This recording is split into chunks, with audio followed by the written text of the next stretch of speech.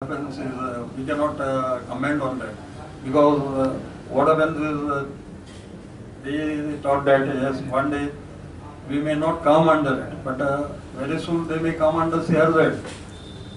312 bars which are already been restored, and there are around 60 bars awaiting the denotification.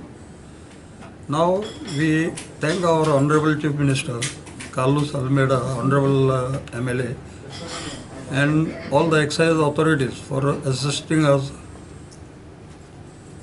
immediately and getting our licenses restored.